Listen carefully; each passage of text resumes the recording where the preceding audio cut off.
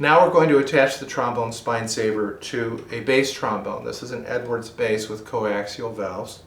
We have a couple of places where we could detach that saddle, like we could try to get it up in here, but that's a really tight squeeze between the valve hinge and the bell lock nut. So it's not a really good place for it to be. It'd be too tight. You drop it down here below the bell lock nut and you've got a decent space there. So we clip it in there, and let's see how much play there is between the bell lock nut and the slide brace, or the cork barrel brace. And you see it doesn't move that much at all.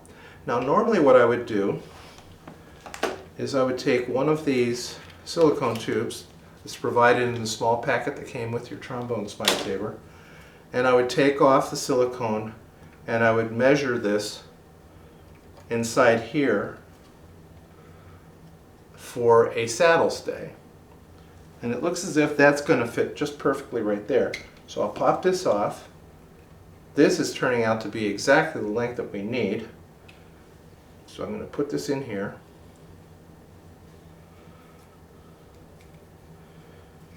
And I'm going to wedge that as far down onto the cork barrel brace as I can to give plenty of room for the saddle. Engage the lock.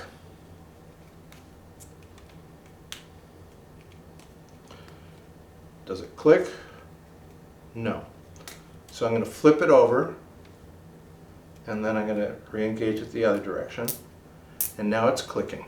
Now I'm going to pull this down against the cork barrel brace very hard, and then tighten this down to this point.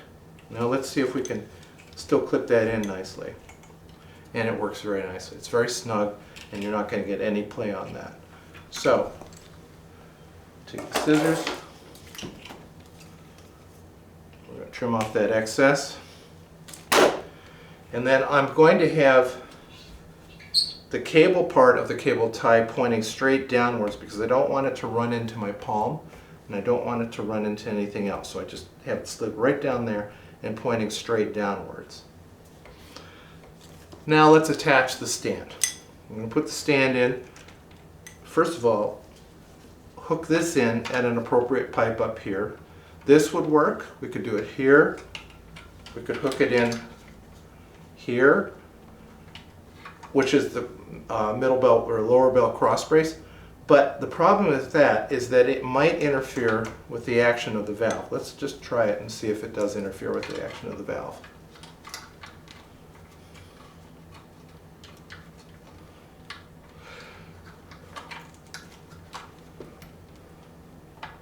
No, it doesn't. Doesn't interfere with either one. All right, so that's a good place to hook it in, and that'll give you plenty of leverage on the saddle. All right, the next thing we do is we clip in the saddle, and then next we take the upper hook, and we're going to hook it in from underneath,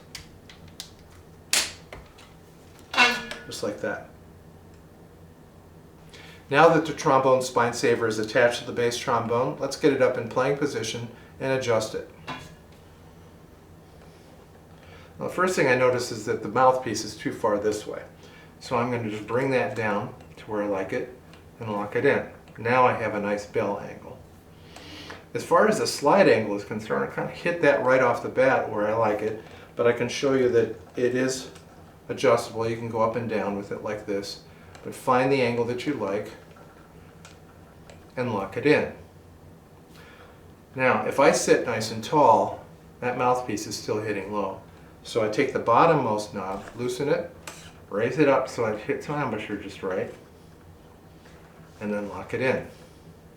Now, I can play the trombone with a thumb and a forefinger, and that's all that's needed, because the entire weight of the bass trombone is off of my body. What a relief.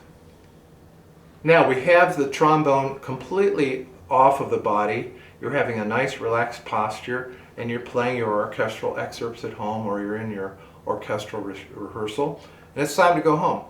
So we lock the slide, And I would put it on the gig stand like this right next to me. You can stand it on the floor next to you if you like. Kind of hold it up like this, loosen the two knobs, and let them slide up like this, which makes taking the hook off very easy. Notice I push it from the bottom to disengage it, and then I pull it off. And that's the proper way to disengage those hooks. Once it's like this, I simply pull it off, and you're detached in about 4 seconds.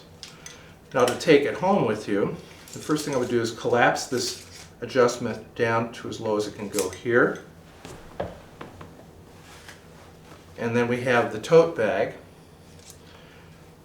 And we can just lower that into the tote bag.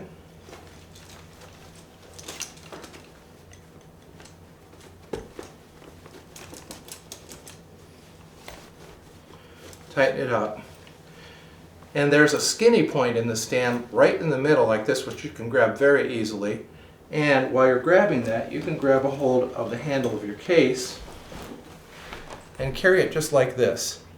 And it's very easy to tote. The straps are contained, the hooks aren't going to snag on anything, and you have a very easy way of transporting the stand.